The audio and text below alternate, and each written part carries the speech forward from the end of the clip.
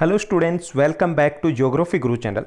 This is our first episode of class 10th Geography chapter number 6 Manufacturing Industry विनिर्माण उद्योग। विनिर्माण उद्योग इसके बारे में हम बात करने वाले इस पूरे चैप्टर में। विनिर्माण क्या होता है? आपने अभी कपड़े पहने होंगे, किसी भी कलर के पहने होंगे, तो ये जो कपड़ा बना है ये किससे बना है? कपास से बना है। अगर कॉटन क्लॉथ है तो अब कपास है, उससे धागा तैयार किया गया, धागा तैयार होने के बाद प्रोसेसिंग हुई, उसके बाद कपड़ा बना है। तो ये क्या विनिर्माण, यानी कि कच्चे माल से प्रोसेसिंग के बाद कोई नई वस्तु वो तैयार की गई है, वो विनिर्माण है। आपके हाथ में जो सेल फोन है वो भी विनिर्माण है, मैन्युफैक्चरिंग प्रोडक्ट है। आप जिस फर्नीचर को यूज़ कर रहे हो, जिसके ऊपर बैठे हो, अगर बेड को यूज़ कर रहे हो या फिर सोफ़ा है, तो वो भी क्या विनिर्माण का प्रोडक्ट है। घर के जो दरवाजे हैं वो भी विनिर्माण है। तो काफ़ी सारी चीज़ें आप अपने आसपास देख रहे होंगे, वो सारी विनिर्माण के प्रोडक्ट हैं। अब ये विनिर्माण है क्या, ये इस चैप्टर में जानेंगे। और अगर हमने विनिर्माण जान लिया तो बहुत आसान हो जाएगा हमारे लिए चैप्टर को आगे समझना, कंटिन्यू करना। तो सबसे पहले हम आगे बढ़ने से पहले बात करेंगे कि इस चैप्टर में हम क्या पढ़ने वाले हैं, कितने एपिसोड रहने वाले हैं, फिर हम अपने पहले सेशन का, पहले एपिसोड की शुरुआत करेंगे। तो हमारा जो कंटेंट रहेगा इस चैप्टर का, सबसे पहले हम विनिर्माण उद्योगों का महत्व, उसकी बात करेंगे। विनिर्माण का कृषि से क्या संबंध है, विनिर्माण का हमारी अर्थव्यवस्था में, हमारी राष्ट्रीय अर्थव्यवस्था में क्या योगदान है, उद्योगों की अवस्थिति को प्रभावित करने वाले प्रमुख कारक कौन कौन से हैं, यानी कि कौन से फैक्टर है जो उद्योगों की अवस्थिति को प्रभावित करते हैं कि ये उद्योग कहाँ लगेगा, किन बातों को ध्यान में हम रखते हैं। उद्योगों का वर्गीकरण है, उसकी बात करेंगे, क्लासिफिकेशन करेंगे। अलग अलग बेस के ऊपर काफ़ी टाइप से हम क्लासिफिकेशन करना है, अलग अलग वे से, तो इसलिए ये काफ़ी अलग ही एक लेंथी हमारा एपिसोड रहने वाला है। उसके बाद यानी कि हम क्लासिफिकेशन के बाद फिर हम कुछ इम्पोर्टेंट इंडस्ट्रीज़ की बात करेंगे इस चैप्टर में। उन इंडस्ट्रीज़ में शामिल रहेंगे वस्त्र उद्योग, इसमें सूती वस्त्र उद्योग और पटसन उद्योग है वो दोनों शामिल करेंगे हम। चीनी उद्योग, ये सभी कृषि आधारित उद्योग है। फिर हम खनिज आधारित उद्योगों में लोहा इस्पात उद्योग, aluminium smelting industry, chemical industry यानी रसायन उद्योग, उर्वरक उद्योग, सीमेंट उद्योग, ऑटोमोबाइल इंडस्ट्री और लास्ट में आईटी इंडस्ट्री की बात करेंगे। उसके बाद हम लास्ट में कंक्लूजन में, लास्ट जो हमारा एपिसोड रहेगा उसमें हम औद्योगिक प्रदूषण के कारण और उसके निवारण की बात करेंगे, कैसे वो पर्यावरण के अवनयन के लिए जिम्मेवार है और कैसे उससे बचा जा सकता है। कुछ सुझाव हम देने का प्रयास करेंगे। तो ये सब कुछ हमारे इस चैप्टर का कंटेंट रहने वाला है। जैसा आपने कंटेंट देखा कि हमें काफ़ी सारी इंडस्ट्रीज़ कवर करनी है, तो ये चैप्टर भी थोड़ा लेंथी रहने वाला है, इसलिए इस चैप्टर में हमारे कुल 5 एपिसोड रहेंगे, जिसमें हम एक एक करके डीपली इनके बारे में हम जानेंगे। हमारा जो आज का पहला एपिसोड है उसमें हम पढ़ने वाले हैं विनिर्माण क्या है, उसकी इम्पोर्टेंस क्या है, हमारी नेशनल इकोनॉमी में उसका क्या रोल है, और लास्ट में हम करेंगे factors affecting the location of an industry, उद्योगों की अवस्थिति को प्रभावित करने वाले कारक क्या है। तो ये पहला जो हमारा एपिसोड है काफ़ी इंपॉर्टेंट रहने वाला है बोर्ड एग्जाम के पॉइंट ऑफ व्यू से। तो चलिए हम बात करते हैं सबसे पहले विनिर्माण होता क्या है, यानी विनिर्माण है क्या चीज़। विनिर्माण का अर्थ अगर हम समझें तो दो शब्दों से मिलके बना ये शब्द, वी जमा निर्माण। वी का अर्थ होता है दोबारा, पुनः, और निर्माण का अर्थ होता है बनाना, यानी कच्चे माल का उपयोग करके किसी वस्तु को दोबारा तैयार करना विनिर्माण है। सिंपल सी बात है, यानी कि कच्चे माल हमने तैयार किया और उससे दोबारा नई वस्तु बनाई, तो वो क्या है? विनिर्माण है। जैसे हमने पेड़ों से कागज़ तैयार किया, पेपर तैयार किया, तो ये क्या है? विनिर्माण है। तो विनिर्माण क्या है कि कच्चे माल से, यानी कच्चा माल उपयोग किया जाएगा, उससे अधिक मूल्यवान उत्पाद है वो तैयार किए जाते हैं, किसके बाद? प्रोसेसिंग के बाद, उसे हम विनिर्माण कहते हैं। विनिर्माण के बाद उस वस्तु में, कच्चे माल को जिसको हमने उपयोग किया और नई वस्तु तैयार की, उसमें दो परिवर्तन आते हैं। एक तो वस्तु ज़्यादा उपयोगी हो जाती है और दूसरा अधिक मूल्यवान हो जाती है। जैसे हम गन्ने का एग्जाम्पल लें, तो गन्ना आप उपयोग कितना कर सकते हो? अगर सीधा गन्ना हम उपयोग करें तो हो सकता है थोड़ा बहुत हम वैसे यूज़ कर लें कच्चे तौर पर, हो सकता है हम जूस बना करके उसका यूज़ कर लें, लेकिन उससे आप जलेबियाँ नहीं बना सकते, उसको आप चाय में नहीं डाल सकते, उसकी मिठाइयाँ नहीं तैयार कर सकते। लेकिन चीनी बन जाएगी तो ज़रूर आप उससे, आप चाहे जलेबियाँ बनाइए, लड्डू बनाइए, बर्फ़ी बनाइए, कुछ भी बनाइए, हलवा बनाइए, बना सकते हो ना, उपयोग बढ़ जाता है। अब ऐसे ही उसकी कीमत भी बढ़ जाएगी। गन्ना है, उसकी कीमत कम है, अगर 1 kg के आसपास वेट आप लोगे गन्ने का तो उसकी कीमत लगभग 3 से 7 रुपए के बीच होगी। दूसरा, अगर आप चीनी की बात करें तो शुगर लगभग 40 to 45 रुपीज़ पर केजी है, अभी महंगी हो गई ना, कीमत बढ़ गई। ऐसे ही आप कपास का एग्जाम्पल ले लीजिए।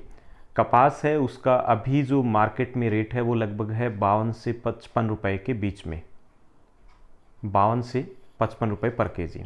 लेकिन उससे जब शर्ट तैयार होगी, एक शर्ट उससे तैयार हुई है, वो शर्ट है 7,000, 8,000, 10,000 से लेकर के 1,500, 2,000 की हो सकती है, 400-500 रुपए की तो मामूली सी बात है वो होगी, और उसका वज़न होगा 100 से 150 ग्राम। देखिए कितनी कीमत बढ़ गई और उसकी उपयोगिता भी बढ़ गई। कपास का कितना का यूज़ कर पा रहे हो, लेकिन इससे आप काफ़ी सारा यूज़ कर पाते हो जब वो कपड़े में तब्दील हो जाती है। तो कच्चे माल से अधिक मूल्यवान वस्तु को तैयार करने की प्रक्रिया को हम विनिर्माण कहते हैं। जब विनिर्माण किया जाता है तो वस्तु ज़्यादा उपयोगी हो जाती है और ज़्यादा मूल्यवान हो जाती है। कुछ हम एग्जाम्पल देखते हैं विनिर्माण उद्योग के। वो एग्जाम्पल है जैसे कपास से कपड़ा तैयार करना, कपास से कपड़ा तैयार करना, गन्ने से चीनी, लकड़ी से फर्नीचर, फलों से रस प्राप्त करना, ये सभी विनिर्माण उद्योग के एग्जाम्पल हैं। विनिर्माण उद्योग है वो सेकेंडरी इंडस्ट्रीज में आते हैं, द्वितीयक सेक्टर में आते हैं, जैसा कि आपने इकोनॉमिक्स में पढ़ा होगा, प्राइमरी सेक्टर, सेकेंडरी और tertiary sector. Secondary sector primary sector के ऊपर निर्भर होते हैं और वहाँ से कच्चा माल प्राप्त करके उसको मैन्युफैक्चर करते हैं, रिप्रोड्यूस करते हैं। तो इसको हम ये भी कह सकते हैं कि विनिर्माण उद्योग मतलब हम कारखानों की बात करें, हम उद्योगों की बात करेंगे इसमें। और ये विनिर्माण उद्योग है वो किसी भी देश की अर्थव्यवस्था की ताकत माना जाता है, अर्थव्यवस्था की रीढ़ की हड्डी इसे कहते हैं। तो ये था विनिर्माण उद्योग, समझ में आ गया होगा। अब हम बात करेंगे विनिर्माण उद्योगों की इंपॉर्टेंस क्या है देश के लिए, अर्थव्यवस्था के लिए। इंपॉर्टेंस पहला, जैसा हमने कहा कि इसे विकास की रीढ़ की हड्डी माना जाता है, चाहे वो सामान्य या आर्थिक विकास हो। पहला जो इसका महत्व, इंपॉर्टेंस है वो ये कि कृषि को आधुनिक बनाने में इसका महत्वपूर्ण योगदान है। और कृषि हमारी अर्थव्यवस्था की रीढ़ है। हमारे देश में लगभग 60% के आसपास लोग हैं वो कृषि के ऊपर निर्भर है, कृषि एग्रीकल्चर सेक्टर में लगे हुए हैं। 130 करोड़ लोगों के पेट भरने का जिम्मा भी कृषि के ऊपर है। उस कृषि को ठीक से दौड़ाने का जिम्मा है वो विनिर्माण उद्योग के ऊपर है। कैसे? कृषि को अच्छे बीज, खाद, कीटनाशक, मशीनें, उपकरण, ये सब कुछ कहाँ से आते हैं? विनिर्माण उद्योग से आते हैं। दूसरा, कृषि पर जो लोगों की भारी निर्भरता है उसको कम करने में सहायता दी है।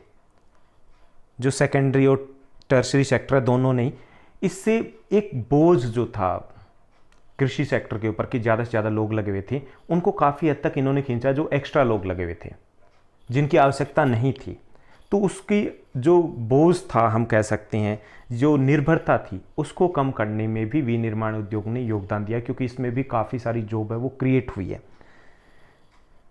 तीसरा जो इसका महत्व है कि ये देश से बेरोजगारी और गरीबी उन्मूलन में मदद करता है। बेरोजगारी कम करने में सहायता दी है। आज़ादी के बाद तेजी से औद्योगिक विकास हुआ है, 1991 के बाद और तेजी से विकास हुआ है। इससे हमारे देश में काफ़ी हद तक बेरोजगारी वो कम हुई है। दूसरा, जब बेरोजगारी कम हुई है तो नेचुरली सी बात है कि लोगों की आय बढ़ी और गरीबी को भी कम करने में सहायता मिली है।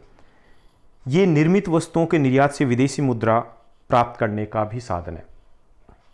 कच्चे माल की तुलना में अगर हम निर्मित वस्तुएं तैयार करते हैं तो हमें अधिक मात्रा में विदेशी मुद्रा प्राप्त होती है। तो विदेशी मुद्रा भंडार है, उसको भरने में भी इसका महत्वपूर्ण योगदान है। इसके अलावा जो कच्चे माल है उसको ज़्यादा उपयोगी माल में बदलने में भी मदद करता है। जो कम उपयोगी होता है वो ज़्यादा उपयोगी हो जाता है विनिर्माण उद्योग की सहायता से।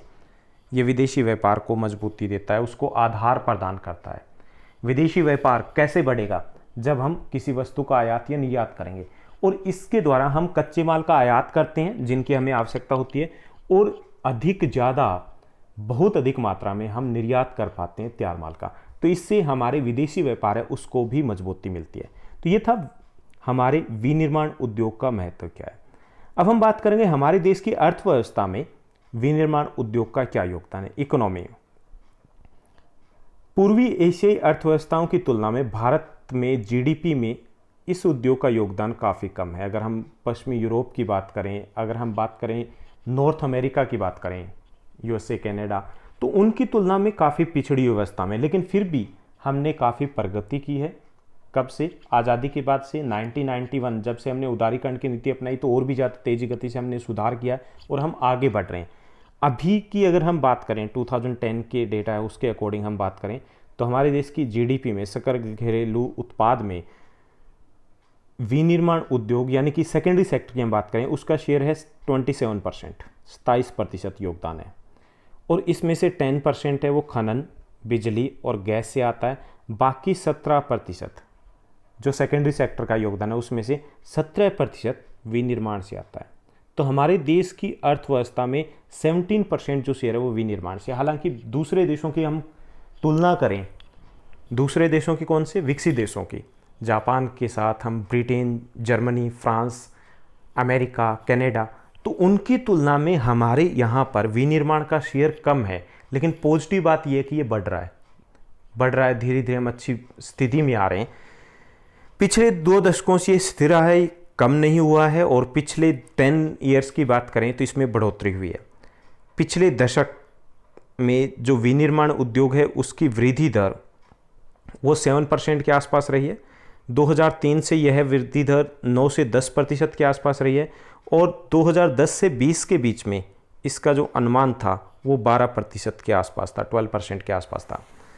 विनिर्माण उद्योग है, इसमें और ज़्यादा सुधार के लिए सरकार के द्वारा राष्ट्रीय विनिर्माण प्रतिस्पर्धा परिषद है, NMCC की स्थापना की गई ताकि और बेहतर ये कर पाए। तो ये था हमारे देश की अर्थव्यवस्था में विनिर्माण उद्योग का क्या योगदान है। एक इम्पॉर्टेंट क्वेश्चन है, हमें बताना है विनिर्माण उद्योग, इसमें बताना क्या है, फिर हमें बताना है कि हमारी इकोनॉमी में शेयर कितना है। 27% है सेकेंडरी सेक्टर का और उसमें से 17% मैन्युफैक्चरिंग इंडस्ट्री यानी विनिर्माण उद्योग का है।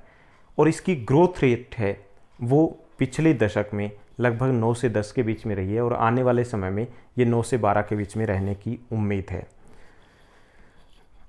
अब हम इस चैप्टर के सबसे इम्पोर्टेंट क्वेश्चन है उसकी तरफ बढ़ रहे हैं, वो है उद्योगों की अवस्थिति को प्रभावित करने वाले कारक।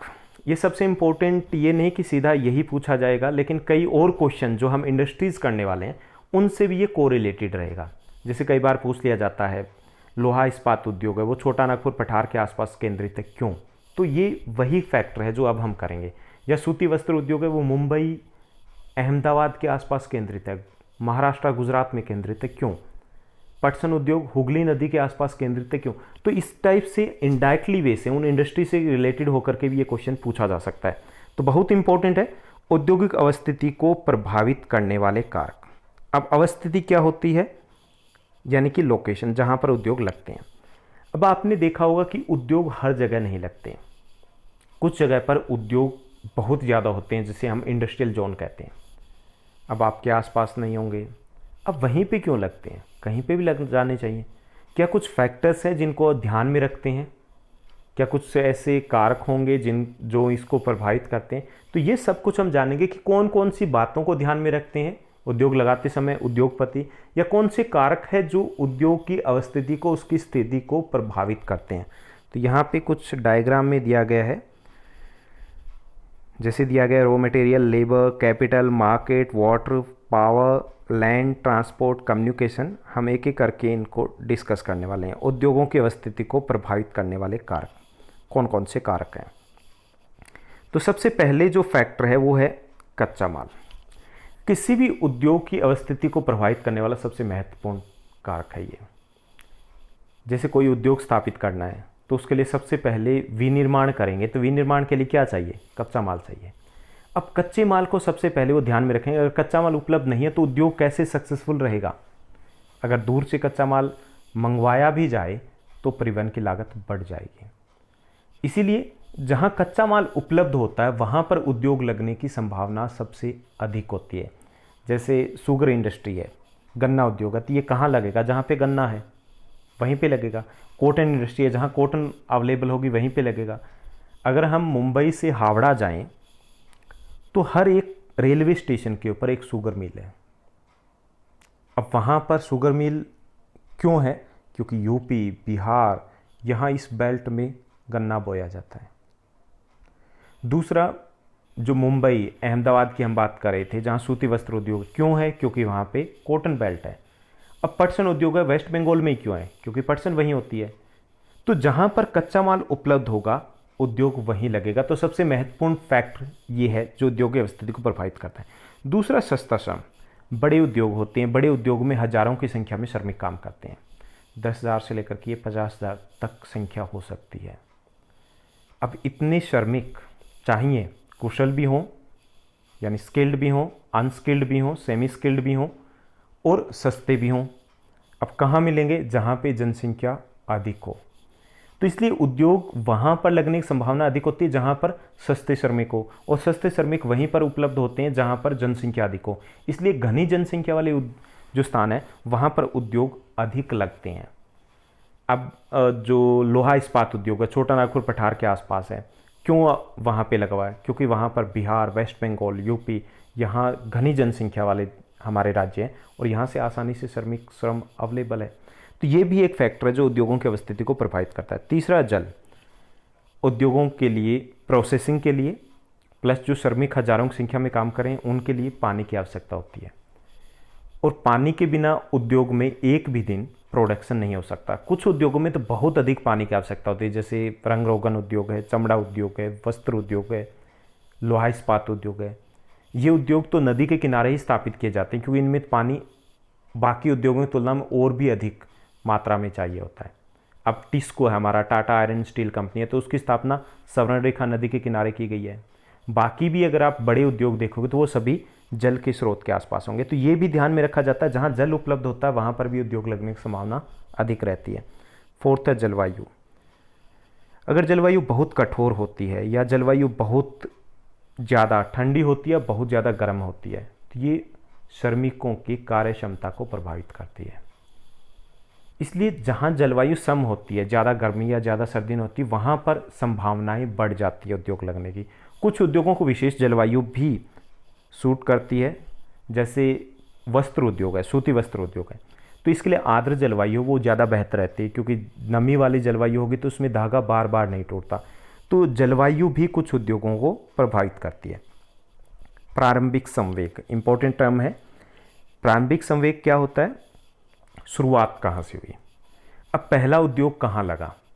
जहाँ पहला उद्योग लग जाता है बाद में परिस्थितियाँ अनुकूल होती जाती है, वहाँ पर कच्चे माल के लिए भी अरेंजमेंट हो जाते हैं, व्यापार की सुविधाएं जुट जाती है, परिवहन की सुविधाएं हैं वो भी जुट जाती है। अब हमारा जो सूती वस्त्र उद्योग है उसका सबसे महत्वपूर्ण केंद्र है मुंबई, क्योंकि पहला जो उद्योग लगा था, कॉटन इंडस्ट्री पहले लगी थी, वो कहाँ लगी थी? मुंबई में। जूट इंडस्ट्री, जो हमारे देश की पहली जूट मिल लगी थी वो रिश्रा कोलकाता के आसपास लगी थी। हमारे देश की पहला जो लोहा इस्पात का कारखाना लगा था वो जमशेदपुर में लगा था। तो वहीं पर बाद में अन्य उद्योग विकसित होते जाते हैं और वो एक मार्केट बन जाती है। अब दिल्ली में अगर आप जाओगे तो गांधीनगर एरिया है, गांधीनगर एरिया, वहाँ पर आपको सस्ता कपड़ा मिलेगा। सस्ता कपड़ा थोक के भाव से, आप जैसे बहुत सस्ता मिल जाएगा, आप जीन वगैरह 200-250 में लेके आ सकते हो, जो यहाँ पर आप 1700-1800 देते हो वही, लेकिन आपको डज़न के हिसाब से लेना पड़ेगा। अब कोई भी जाता है कि कहाँ मिलेगा तो हर कोई बोलेगा कि गांधीनगर में।